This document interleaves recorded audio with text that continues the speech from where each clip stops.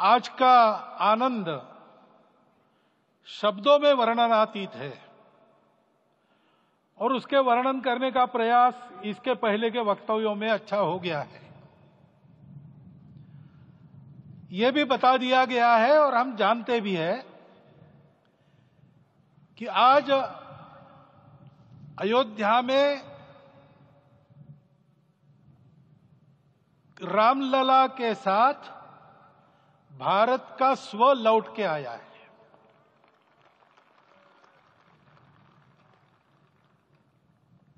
और संपूर्ण विश्व को त्रासदी से राहत देने वाला एक नया भारत खड़ा होके रहेगा, इसका प्रतीक आज का कार्यक्रम बन गया है। ऐसे समय में आपके उत्साह का, आपके आनंद का वर्णन कोई नहीं कर सकता। हम यहां पर अनुभव कर रहे, पूर्ण देश में यही वातावरण है। छोटे छोटे मंदिर के सामने दूरदर्शन पर इस कार्यक्रम को सुनने वाले हमारे समाज के करोड़ों बंधु वहां पहुंच न पाए, ऐसे घर घर के हमारे नागरिक सज्जन, माता भगिनी सब भाव विभोर है, सब में आनंद है, सब में उत्साह है। और ऐसे समय में जोश की बातों में थोड़ी सी होश की बात करने का काम मुझे ही दिया जाता है। आज हमने सुना कि इस प्राण प्रतिष्ठा महोत्सव में पधारने के पूर्व प्रधानमंत्री जी ने कठोर व्रत रखा। जितना कठोर व्रत रखने को कहा था, उससे कई गुना अधिक कठोर व्रताचरण उन्होंने किया। मेरे पुराना उनसे परिचय है, मैं जानता हूं वो तपस्वी है ही, परंतु वो अकेले तप कर रहे हैं, हम क्या करेंगे। अयोध्या में रामलला आए, अयोध्या से बाहर क्यों गए थे?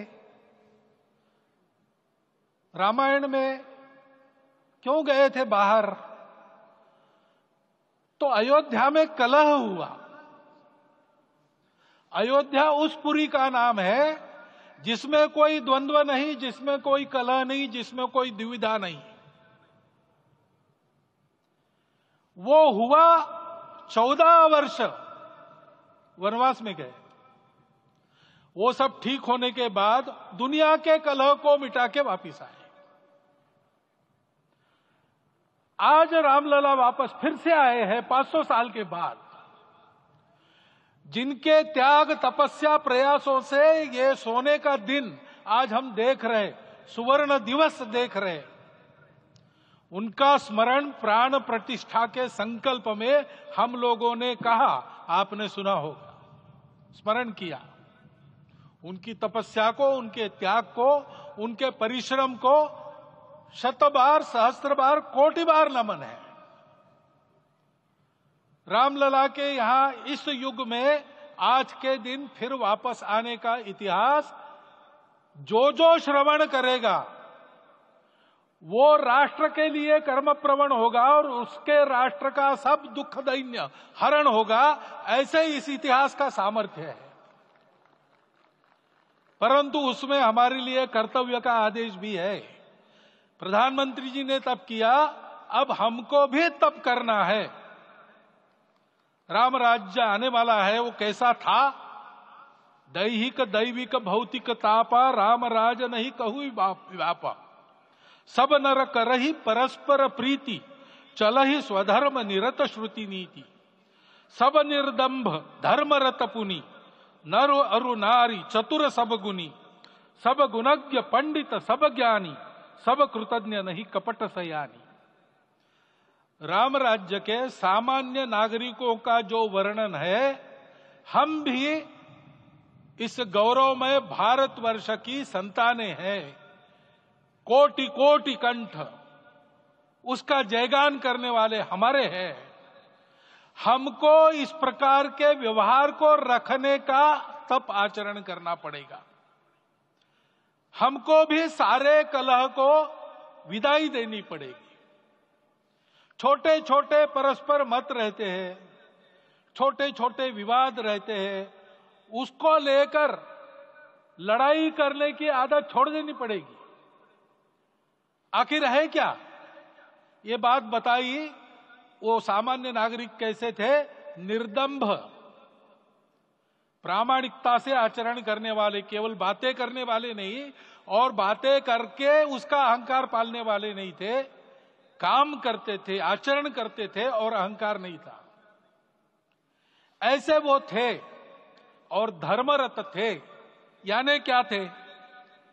इस पर कठिन भाषा में प्रवचन बहुत लंबा हो सकता है, लेकिन थोड़े में धर्म के जो 4 मूल्य जिनकी चौखट पर धर्म है, ऐसा श्रीमद् भागवत में बताया है, सत्य, करुणा, शुचिता, तपस, उसका आज हमारे लिए युगानुकूल आचरण क्या है? तो सत्य कहता है कि सब घटों में राम है, ब्रह्म सत्य है, वही सर्वत्र है।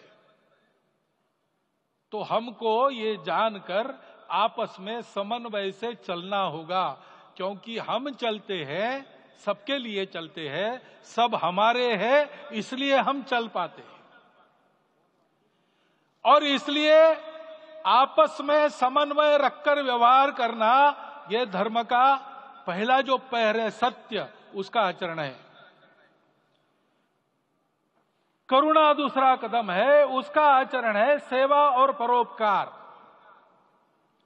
सरकार की कई योजनाएं गरीबों को राहत दे रही, सब हो रहा है, लेकिन हमारा भी कर्तव्य है, ये सब समाज बांधव हमारे अपने बंधु है।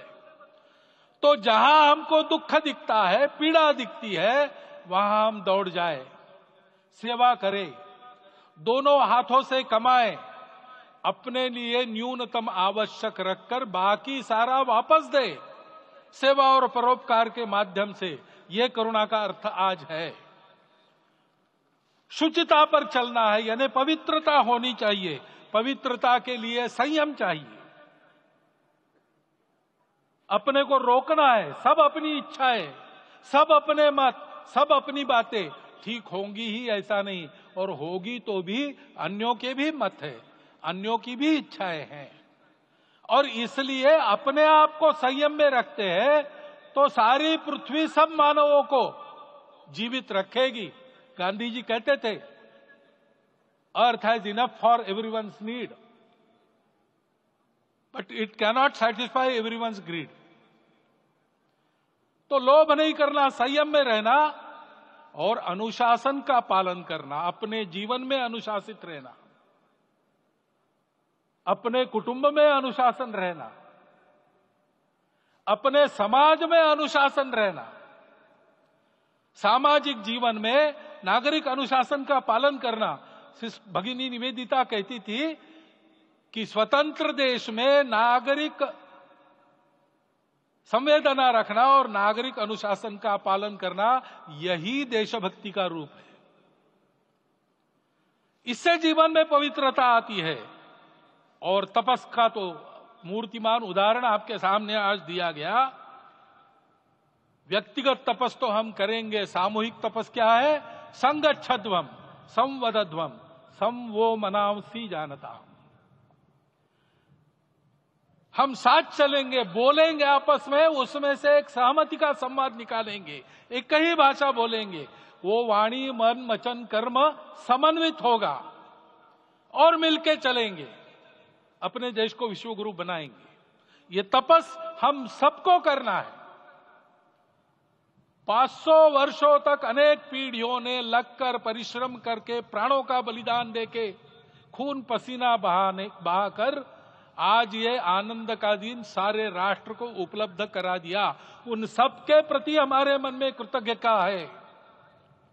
मैं यहां बैठता हूं तो मेरे मन में विचार आता है कि मुझे बिठाया, मैंने क्या किया? वो तो जो उन्होंने किया उसका प्रतिनिधि भी मुझे बनाया गया है। उस प्रतिनिधि के नाते मैं ये अवदान स्वीकार करता हूं और उन्हीं को अर्पण करता हूं।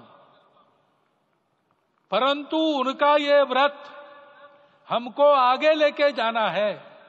जिस धर्म स्थापना विश्व में करने के लिए राम का अवतार हुआ था, उस धर्म स्थापना को अनुकूल स्थिति अपने आचरण में अपने देश में उत्पन्न करना, यह अपना कर्तव्य बनता है। रामलला आए हैं हमारे मन को आह्लादित करने के लिए, उत्साही करने के लिए, प्रेरणा देने के लिए, साथ साथ इस कर्तव्य की याद दिलाकर उसमें कृति प्रवण करने के लिए आए हैं। उनका आदेश सर पे लेके हम यहां से जाए। सब लोग तो यहां आ नहीं सके, लेकिन वो सुन रहे, देख रहे। अभी इसी क्षण से इस व्रत का पालन हम करेंगे तो मंदिर निर्माण पूरे होते होते विश्व गुरु भारत का निर्माण भी पूरा हो जाएगा। इतनी क्षमता हम सबकी है। इसका मैं एक बार स्मरण देता हूं, आप सबको धन्यवाद देता हूं और मेरे 4 शब्द समाप्त।